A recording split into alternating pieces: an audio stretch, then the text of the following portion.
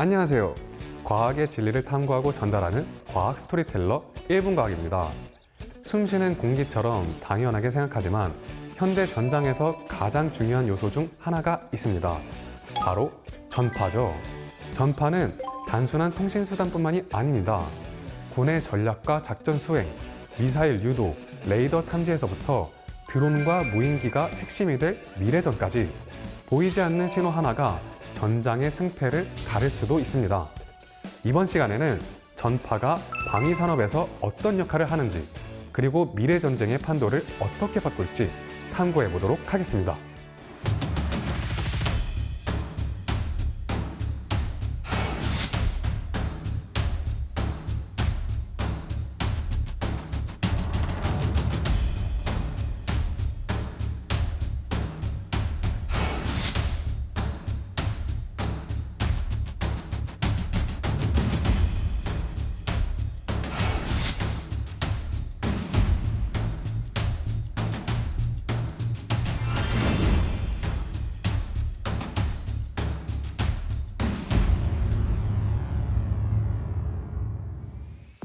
현대전에서 전파는 단순한 통신수단을 넘어 전략적인 자산으로 활용되고 있습니다. 전파는 군대의 핵심 통신 인프라인데요. 전쟁이 벌어졌을 때 지금처럼 인터넷을 자유롭게 쓸 수 있을 거라고 장담할 수 없잖아요. 게다가 통신 내용이 적에게 노출될 위험도 있고요. 그래서 전시 상황에서는 무선 통신이 중심이 됩니다. 무선 전파를 통해 병력과 지휘본부, 드론까지 실시간으로 정보를 주고받으면서 작전 수행에 필요한 정확한 명령 전달이 가능해지는 것이죠. 대표적인 군 통신 시스템 중 하나가 미군의 싱가스입니다. 이 시스템은 주파수를 빠르게 바꾸는 주파수 도약 방식을 사용해서 도청에 강하고 안정적인 무선 통신을 가능하게 해줍니다. 우리나라에서도 최근 TMMR이라는 차세대 전술 무전기가 개발됐습니다. 한 대의 무전기로 여러 대의 무전기를 동시에 운영할 수 있을 만큼 다양한 기능이 집약되어 있는데요. 기존 무전기와도 호환되고 휴대용과 차량용 모두 지원하며 최대 3채널까지 동시 송수신이 가능하다고 합니다. 또한 자동으로 위치 정보를 공유할 수 있어서 네트워크 중심전에서도 효율적인 전장 통신 창구로 기대를 모으고 있습니다.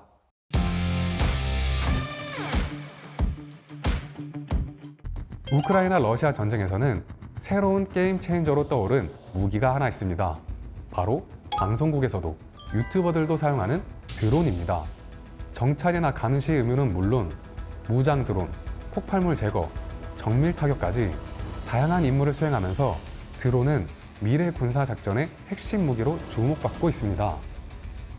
전투기보다 훨씬 저렴하고 파일럿이 탑승하지 않으니 위험 없이 작전 수행이 가능하다는 점도 큰 장점입니다. 그렇다면 드론과 전파는 어떤 관계가 있을까요?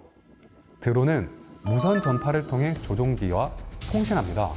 조종자가 조이스틱을 움직이면 그 신호가 2.4GHz 또는 5.8GHz 대역의 전파로 변환되어서 공중에 있는 드론으로 전송되고, 드론은 그 전파를 실시간으로 수신해서 명령대로 움직이게 하는 것이죠. 드론에는 수신기가 탑재되어 있어서 전파를 받아들인 뒤 그 신호를 전기 신호로 바꾸고 비행 컨트롤러가 이를 해석해서 각 모터에 얼마만큼의 속도를 줄지 계산하게 됩니다. 이 통신은 실시간으로 이루어져야 합니다. 전파 신호에 지연이 생기면 조종자의 명령이 엇나갈 수 있고 간섭이나 전파 방해가 발생하면 드론이 제어를 잃을 수도 있습니다. 그래서 실제 전장에서는 보안 프로토콜이나 주파수 도약 같은 안정적 통신을 위한 기술도 함께 쓰이고 있습니다. 앞으로의 전장에서 전파를 기반으로 움직이는 드론은 더 이상 보조수단이 아닌 전략적 주력 전력으로 자리 잡게 될 것입니다.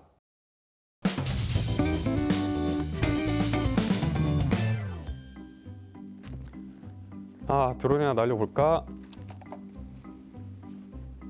야, 드론 날리기 딱 좋은 날씨네.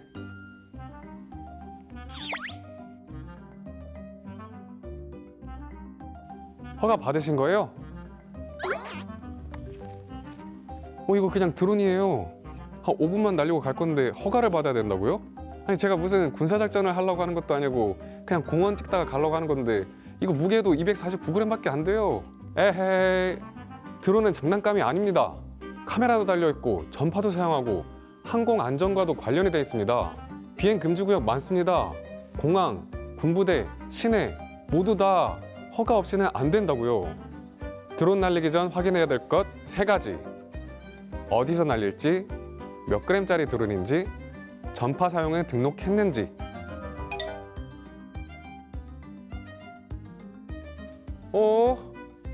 저 비행기 아니야? 안 돼! 내 드론! 드론 날릴 땐 하늘만 보지 말고 규정도 봐야죠. 안전이 제일이니까요. 다 같이 안전하게 날려봅시다.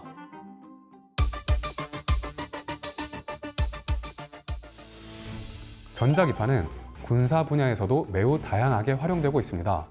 전자기파의 특성을 이용해 적의 통신이나 레이더를 방해하거나 자신의 무기 시스템을 더욱 효과적으로 운용할 수 있게 하는 것입니다. 그 중에서도 EMP 공격, 전자기파 무기는 북한을 포함한 여러 국가에서 집중적으로 개발 중인 기술입니다.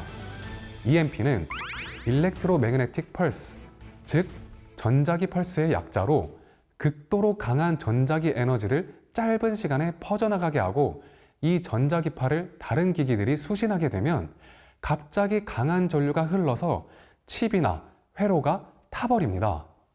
그래서 EMP 공격으로 GPS 시스템이 무력화되면 위치 정보를 기반으로 작동하는 정밀 무기나 군 통신 시스템은 하루아침에 쓸 수 없는 무용지물이 되는 것이죠. EMP 무기 개발은 미국, 중국, 러시아 등 주요 군사 강국을 중심으로 지속적으로 이어지고 있습니다. 미국은 1962년 태평양 상공에서 실시한 스타피쉬 프라임 핵실험을 통해 EMP 효과의 파괴력을 처음으로 실전에서 검증했고, 이후 EMP 무기의 군사적 가능성을 본격적으로 연구하기 시작했습니다.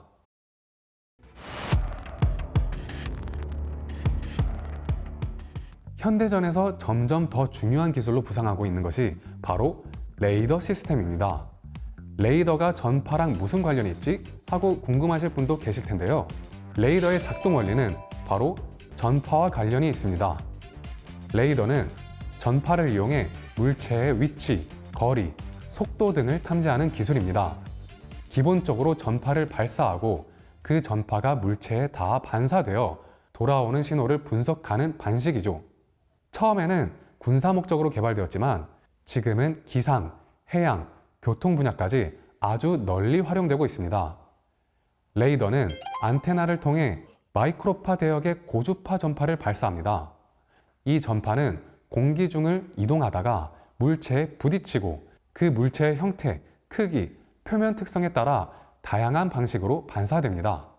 반사된 전파는 다시 레이더의 수신기로 돌아오고 이 신호를 분석해 물체와의 거리, 속도, 위치 등을 계산할 수 있는 겁니다.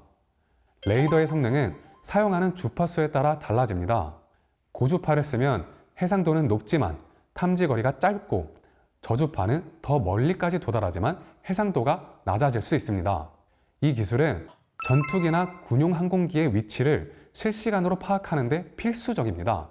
전투기는 빠르게 넓은 지역을 이동하면서 정보를 수집하기 때문에 다른 무기 체계와 연결해 정확하고 빠르게 정보를 주고받는데도 레이더가 중요한 역할을 하는 것이죠. 대표적으로 F-22, F-35 전투기에 탑재된 A사 레이더는 여러 목표를 동시에 추적하고 빠르게 움직이는 물체도 고속으로 정밀하게 추적할 수 있습니다. 레이더는 미사일 방어 시스템에서도 중요한 역할을 합니다. 예를 들어 우리나라의 LSAM 시스템은 레이더를 통해 적의 미사일을 실시간으로 탐지하고 추적한 뒤 요격에 필요한 정보를 제공합니다. 이 기술은 지상이나 공중뿐 아니라 바다에서도 쓰이고 있습니다. 군함이나 잠수함 탐지, 기상 레이더를 통한 해양 사고 추적 등 레이더는 다양한 환경에서 유용하게 사용되고 있습니다. 무엇보다 레이더는 전쟁의 양상을 바꾼 발명 중 하나입니다. 레이더가 없던 시절에는 적의 움직임을 사람이 직접 보고 듣는 것에 의존했지만, 레이더가 등장한 이후부터는 수백 킬로미터 밖의 적의 움직임도 미리 포착할 수 있게 되었죠. 그만큼 군의 대응 속도는 빨라졌고 전술 역시 훨씬 다양하고 정교해질 수 있었던 겁니다. 최근 영국 국방부는 영국군이 저렴한 전파를 이용해 드론대를 격추할 수 있는 획기적인 무기의 시험에 처음으로 성공했다고 발표했는데요. 이 무기의 이름은 바로 RFDEW, 무선 주파수 지향 에너지 무기입니다. 처음 들어보는 기술이라 다소 생소하게 느껴질 수 있는데요. 이 RFDEW 시스템은 지상이나 공중, 해상에서 다양한 위협을 탐지하고 추적한 뒤 즉각적으로 대응할 수 있는 능력을 갖추고 있습니다.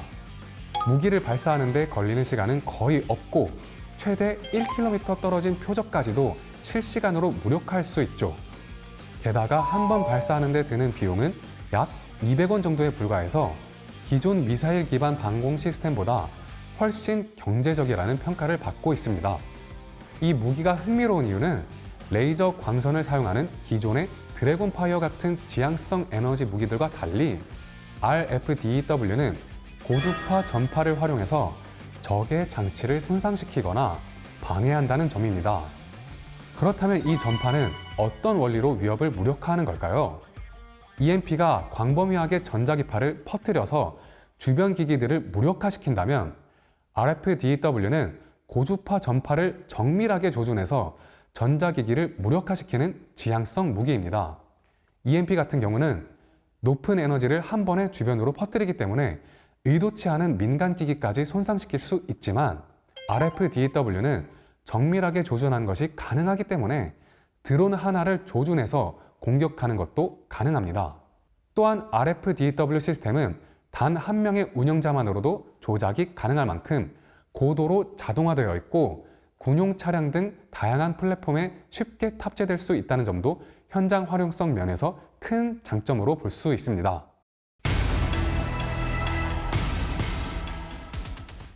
미래의 전장은 정보 전쟁과 전자전이 중심이 되는 방향으로 빠르게 변화하고 있습니다.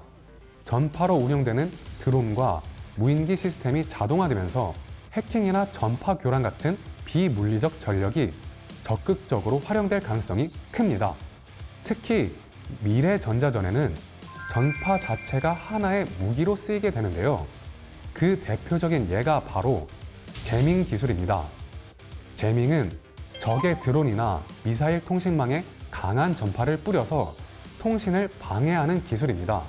쉽게 말하면 누군가 무전기로 말하고 있는데 옆에서 아주 시끄러운 잡음을 들려주는 것입니다. 상대가 말은 하고 있지만 아예 들리질 않게 만들어버리는 방식입니다. 제밍의 목적은 다양합니다. 드론 조종 신호를 끊어버리거나 GPS를 방해해 길을 잃게 만들고 무선 통신을 마비시키거나 미사일 유도 시스템을 무력화할 수도 있는 것입니다. 그렇다면 제밍은 어떻게 작동할까요? 적이 사용하는 전파 주파수를 분석한 뒤 그 주파수에 맞춘 강력한 잡음 신호를 송출하는 방식입니다. 이때 수신기는 신호를 구분하지 못하고 혼란에 빠지게 되죠. 이렇게 되면 제밍 성공입니다. 반면 스푸핑은 제밍보다 더 교묘하고 정교한 방식의 기술입니다. 스푸핑은 적 장비가 수신하는 신호를 조작하거나 위조해서 가짜 정보나 위치를 믿게 만드는 기술입니다. 예를 들어 내비게이션에 가짜 길 안내를 넣어서 엉뚱한 방향으로 유도하는 것과 비슷합니다. 이런 스푸핑 기술이 작동하게 되면 병력이 잘못된 지시에 따라 움직일 수 있고 지휘체계에 혼란이 발생해 작전 전체가 실패할 위험도 생기게 되는 것입니다.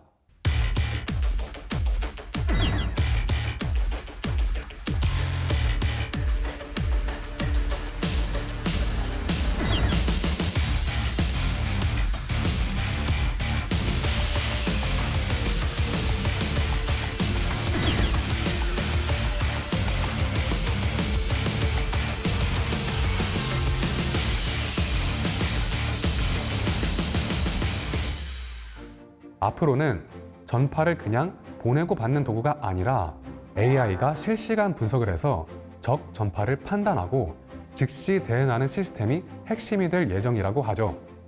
GPS 유도, 무인 무기 시스템, AI 통신 네트워크, 그리고 전자전에 활용될 무기까지 전파는 미래 전장에서 눈이자, 귀, 그리고 신경망원까지 발전하게 될 것입니다. 우크라이나 러시아 전쟁 등을 겪은 국제 정세 속 특히 안보 분야에서 전파를 이용한 위성통신의 중요성이 크게 높아지고 있습니다. 한국방송통신전파진흥원에서는 해상에서 어민들의 안전 확보를 위해 GPS 전파 교란 방지, 항제밍 시스템을 개발하는 등 관련 연구를 꾸준히 진행하고 있습니다. 이렇게 되면 도서 지역 어민들의 안전에도 큰 도움이 되겠죠. 눈에 보이지 않지만 전장을 지배하는 전파.